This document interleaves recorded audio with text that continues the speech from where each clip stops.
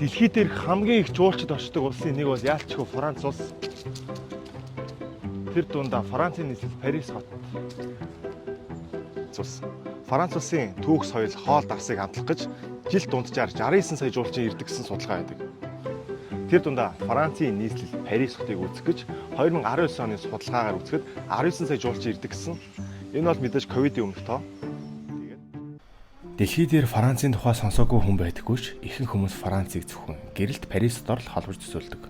Парис бол мэдээж урлаг, хоол, түүх, загвар болон олон бусад зүйлийн төвч гэсэн Парисын гадна маш олон сонирхолтой зүйлс байдаг.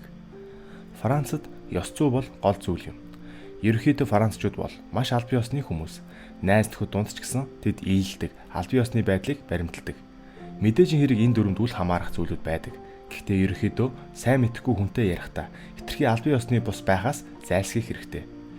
Жишээлбэл албан ёсны вүүгийн оронд түү гэдэг үгийг ашиглахыг зөвлөдөггүй. Учир нь энэ ийдэг бус үйлдэл юм. Үүний нэгэн адил танихгүй хүмүүстэй санхүү, шашин шүтлэг гэх мэт хувийн сэдвээр ярилцах нь ерөнхийдөө зохимжгүй гэж тооцогддог. Францад бусдын сэтгэлийг мэдэрч үргэлж ийдэг, хүндэтгэлтэй хандах нь чухал юм. Нөгөөтэйгөр ийдэг байдал нь Францын ёс зүйн гол түлхүүр боловч хэрэв та Францад очивол энэ мэдэгдэлд харьцах олон зүйлсийг анзаарах болно. Жишээлбэл тэд цаг баримталдаггүй, тийм ч хурдан үйлчилгээ үзүүлдэггүй явдал юм. Гэхдээ энэ нь бүдүүлэг гэж тооцогддоггүй. Бүх зүйлийг сайтар бодож, яаралгүйгээр хийх нь Францын соёлын чухал хэсэг юм. Энэ нь амьдрал арай илүү хурдтай байдаг Парис хотод хамаарахгүй байх. Францчууд бас маргах туртай. Мэтгэлцэн тэдний зүрх сэтгэлд үнэхээр шингэсэн байдаг. Үүнийг зүгээр л нэг хүн хийж байна гэж бити бодоор. Франц хүн амьдралаа арай илүү сонирхолтой болгохын тулд санал нийлж буй зүйлийнхээ эсрэгч маргаж болно. Цааш үргэлжлүүлцгээе. Хэрэв та Франц улсыг газар нутгийн хэмжээгээр ямар вэ гэж бодож байвал манай Монгол улсаас 3 дахин бага газар нутагтай. Мөн Америк нэгдсэн улсын Техасаас мужаас жижиг газар нутагтай ч гэсэн Европын хамгийн том газар нутагтай улс юм. Энэ яагаад багтаад байна юм бэ? Зүгээр л энэ. Франц улс дэлхийд газар нутгийн хэмжээгээр 41 байранд ордог. 551,695 км². Мөн дэлхий дээрх өөрийн мэдлийн нийт газар нутгийн хэмжээгээ нийлүүлвэл 672,051 км². Манай Монгол улс маань дэлхийд газар нутгийн хэмжээгээр 19-д ордог.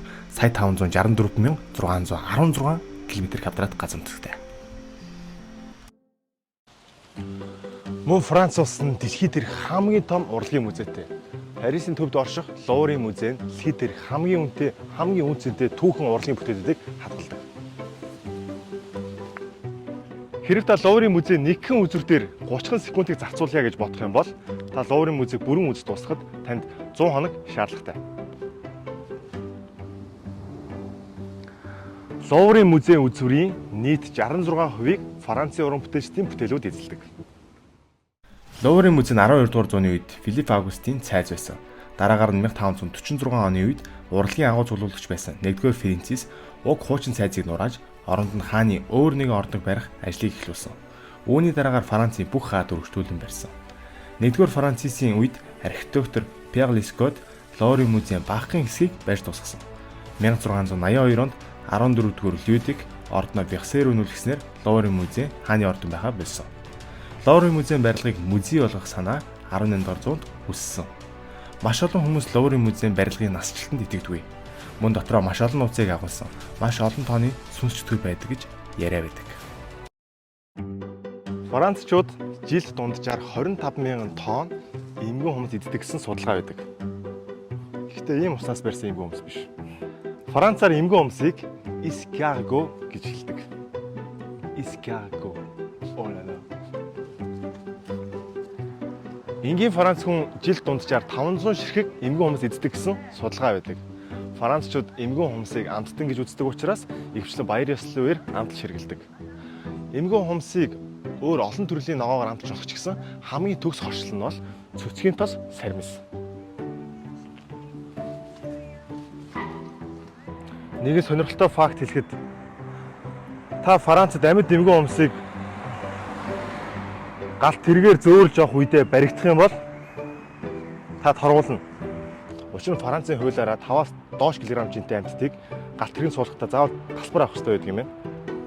Тэгээ энэ хууль танд амар сонин санагдаж байгаа бол хамгийн сүүл 2008 онд нэгэн залуу эмгэн өмсөг ан дээр нь галт тэрэг тээвэрлж явж байх үедээ баригдаад маш өндөр торгуулт төлж байжээ.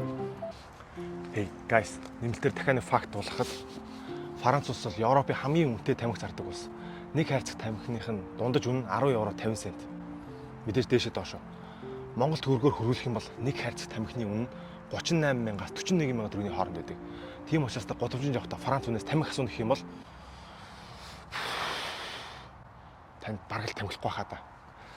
Мөн тамхиныга гаднах энэ шошго сав баглаа боодлыг нь өөрчилж өнгийн нэм цэхэр саарл өнгөтэй цэхэр ногоо мэдгүй амар сонин өнгөтэй болгосон. Яагаад ингэсэн бэ гэх юм бол өсвөр насны хүүхдүүд гаднах сав боглоо өнгөнд нь хууртаж тамхинд орох магадлал маш их байна гэсэн учраас энэ баглаа боодлын 7 жилийн өмнө ингэж өөрчилсөн байна. Франц улс ер нь хүүхэд өсвөр насныхандаа маш сайн анхаардаг. Тийм учраас жижиг чихэлтгүй зүйлээс эхэлсэн. Баярлаа. Ийшээ шүү дээ. За яг одоо бичлэгээ янзалж байна. Тэгээ энэ хүртэл бичлэгийн өмнөд дууссан та бүхэндээ баярлалаа.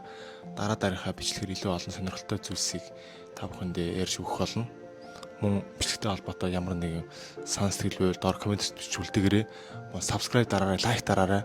Мөн YouTube сувгийн дэмжээрэй. Тэгээд баярлалаа.